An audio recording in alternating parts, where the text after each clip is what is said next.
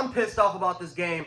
Not because of the result. Like I said, I'm a Bills fan. As you guys can see, I'm also an Alabama fan. So, you know, for the most part, shout out to Tua, shout out to Waddle, shout out to Mac Jones. All the Bama boys are winning. Well, Marlon Humphrey didn't get the W, but still, you know what I mean. Bama boys on top, they're winning. But I am so pissed, Baltimore, because Tua, who I put on the bench because I did not like the matchup for Tua. I thought that this was going to be a more defensive game, and I started Trey fucking Lance over Tua Tagovailoa, and look what happened. Tua Tagovailoa, oh my, 6 touchdowns, almost 500 yards. And he did all this in the second half, guys. Oh my God. If I don't win this week, guys, I'm done with fantasy. This is like my first time ever trying out fantasy. I'm never doing it again. But seriously, shout out to the Miami Dolphins for this win. These guys did not quit. They fought all week. Tyreek Hill and Jalen Waddle had 2 explosive days. I can guarantee this now, guys. People, for fantasy users, pick up Tua. And it's not just because of Tua's ability to throw the football. I don't think that Tua's an elite quarterback. However, when you have Tyreek Hill and Jalen Waddle, man, it is going to be absolutely... I mean, guys, Tua's going to put up some numbers. Tua's going to put up some numbers with Jalen Waddle and Tyreek Hill. That offense, I mean, because like I said, both those receivers fit exactly what Tua loves to do, right? It's those short intermediate throws. You can throw to them in the flat, and for the most part, these guys are tremendous after the catch, but they're also pretty good. They're also really solid deep threats. And for what we've seen over the last couple of weeks, this is a very, very dangerous Miami Dolphins offense with Tua Tagovailoa leading the helm. With, again, at Alabama, he had the same type of receivers that he has right now in Miami, right? Fast burning, excellent route running guys, but guys that excel after the catch. You know, and again, they weren't any big bodies. Like Devontae Smith was like 175 pounds. Judy was like 185 pounds.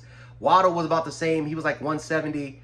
I mean, like, you know, Henry Ruggs was kind of the same weight. I mean, they weren't the most physical. They weren't the strongest, but they were burners. Really got good route running type of guys, and guys that for the most part excel with Tua. That's why it was considered damn near almost the perfect marriage under that RPO type of offense that Mike Loxley ran, that Loxley and Sarkisian kind of ran with Tua back in those days. But still, these guys, again, shout out to the Dolphins, man. They just had no quit. No quit. I mean, like I said, guys, this was just a great game. Just a great game. Great game overall, man. Lamar Jackson has proven why he's one of the best quarterbacks in the league. But guys, I mean, you just got to give credit where credit is due, right? I pretty much had this video prepared. I was gonna say, hey, Baltimore looks really, really good, and then all of a sudden the second half comes, and here comes Miami being down by 3 touchdowns. They come back and they just absolutely win this game. This was, I hate to say it, this was a choke job by Baltimore. These guys were up 28-7 at one point, but this is the NFL, man. I mean, these games are not over until it is triple zeros on the clock, guys. Until those zeros are out, the game it's still a possibility. And Tua and these Dolphins, they fought to the end. So I know Fins talk. I know that TD Fins talk. I know he's proud of his boys right now. I know a lot of these Dolphin fans. Shout out to Nathan. I know he is ecstatic, probably pretty much cussing out all the Bills fans.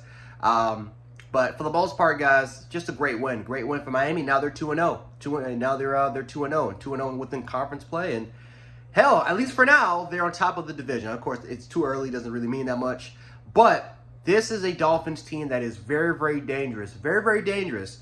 And I think the question is, can they sustain that for a majority of the season?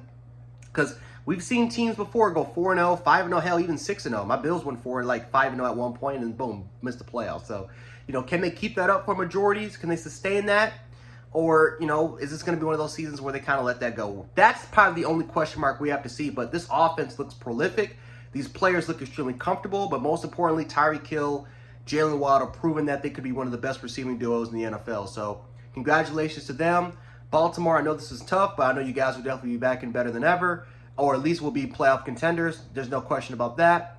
But it definitely sucks because, again, this is the NFL. You want to try to capitalize off of every opportunity, especially trying to get that home field advantage for the playoffs. And looking back, this could be a win. This could be a loss that bites Baltimore in the ass. But anyway, guys, Jan Sports. I'll catch you guys in the meantime. Peace.